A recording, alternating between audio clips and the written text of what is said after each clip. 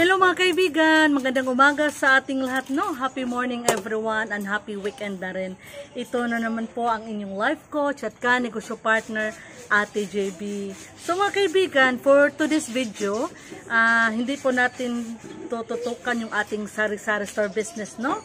Ang pag-usapan po natin ngayon ay tungkol sa ating 5-6 business. Yung isa nating negosyo kaibigan na nagpapautang po tayo ng pera.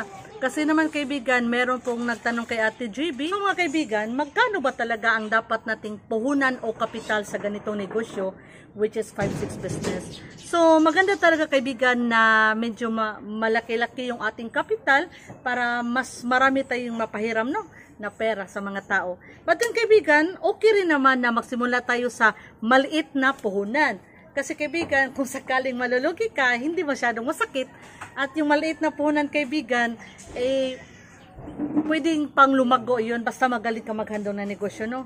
So, magkano ba talaga ang puhunan ni Ate JB? So, ito yung dalawang listahan ko kaibigan kasi napuno na yung isa.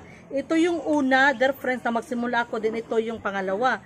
So, itong una kaibigan, ang puhunan ko po, kung nakikita nyo, no? Ang puhunan ko po kaibigan ay ito po. Ay papakita ko lang sa inyo ha. So, ito yung unang puhunan ni Ate GB, 1,000 plus 3,500, so 4,500 na. Plus, nasana yun na, wala na. 3,500 for 4,500 plus 3,000, magkano ba? 7,500 plus 2, 9,500 plus 3, yan, 12,500 plus 3, 15,500 plus 5. So, 20,000 kaibigan, no? 20,500 ang puhunan ni Ate GB. So, sa puhunan ko na 20,500 kaibigan, nakakulik ako ng 12,705. So, paano ba ito kaibigan? Ganito kasi yung dear friends. Yung 5-6 po, sabi nila mataas daw ang tubo. Hindi naman talaga mataas kasi naman, pag 1 month lang po, for example, mangutang ka kay Ate GB ng 1,000 pesos, pag isang buwan mo ito babayaran sa loob ng isang buwan, ayan, so hulugan mo ito kaibigan araw-araw or every week or sa 15 at saka 30. So yung 1,000, 10% lang po. 100 lang ang tubo sa 1,000. Pero kung sasabihin mo kay Ate GB na, Ate GB, 2 months ko babayaran yung 1,000, 200 na po yung tubo. Ganito po yung kaibigan. At meron nga palang ilan na nagsabi na masyado daw mataas yung aking tubo. Dear friends, isipin natin ha, matagal po mabawi yung ating puhunan at may chance na hindi pa ito mababawi. So, sa tingin ko, yung 10% every month, okay lang yun kasi nga utang. 20% sa 2 buwan, okay rin yun kaibigan. Katulad sa ating mga paninda, di ba? Yung tubo natin sa ating paninda, 10, 15%, sometimes kaibigan, ang tubo natin sa ating mga paninda ay 20% po. Di ba? Yung puhunan natin, kung for example, sa biscuit, may puhunan tayo na 10 pesos. Okay, ginagawa natin 12 pesos. So, 20% ang patong natin sa ating mga paninda. Ngayon, bakit hindi natin maiisip na masyadong malaki yung ating patong? Baka magkasala tayo. O, di ba? Karamihan talaga sa mga sari-sari store owners, 10, 15% to 20% ang patong sa mga paninda. Take note, hindi yun utang. Cash nga ha? Pinapatungan natin ng 15 to 20% cash pa. Bakit sa utang, hindi pwede pagpatong ng 10 to 20%? Utang, matagal mabawi yung puhunan mo. O diba? So itong naisip ko kaibigan, kasi noon, naisip ko rin na baka kasalanan nga, no? Baka kasalanan. Hindi, dear friends. Kasi nga again, sa mga tinda natin, pumapatong tayo ng 10, 15, 20% cash, hindi utang. Ngayon, pag may umutang sa ating, siguro it's fair. Okay lang na 10, 20% yung ating patong kasi nga matagal pa natin mabawi yung ating puhunan. Matagal marule yung ating pera. Natutulog, kumbaga. Diba? So, wag kayong mabahala, kaibigan. Hindi po ito kasalanan. Isipin mo na lang na nakakatulong ka sa iyong kapwa at nakakatulong rin sila sa atin. And aside, kaibigan, sa aking 20,000 na puhunan, nadagdagan pala ito, dear friends, kasi may kaibigan tayo, no? Shout out sa aking matalik na kaibigan, no? Yung best friend ko na si 3 Vlogs Unlimited. Yan, shout out na kita, best friend. Baka sabihin, maybe you will say that I don't include you.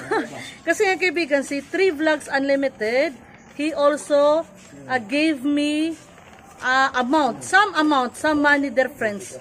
3 Vlogs Unlimited gave me some money, their friends. Nagbigay po siya ng pera para rin sa business na ito. So ngayon, meron siyang share. Ipapakita ko sa inyo mga kaibigan ha. Ito yung listahan na TGB. Ipapakita ko lang sa inyo ang pangalan, no? Magkano ba yung narito pala. Narito yung pinahiram ko kaibigan, no? Na pera ni 3 Vlogs Unlimited. Sa hindi pa nakasubscribe kaibigan, please subscribe ha. 3 Vlogs Unlimited. Ayun kaibigan, nagbigay rin siya ng pera para sa pampuhunan sa aking negosyo kaibigan. Ito yung kanyang perma, 3 Vlogs Unlimited. So dalawa na po kaming may-ari, no? 3 Vlogs Unlimited. Thank you so much for helping me. Okay? I hope our business will grow. So kaibigan, all in all, yung puhunan ko naging 30,000. And then, nadagdagan pa ito, sahod ko sa YouTube kaibigan. Nagkasahod ako sa YouTube, 15,000, yung 8,000 dinagdag ko. At, kasi dumami na yung mga tao, nalaman nila na nagpapautang ako ng pera, nagkulang yung aking punan. Ang ginawa ko, sinanla ko yung aking singsing, 17,700.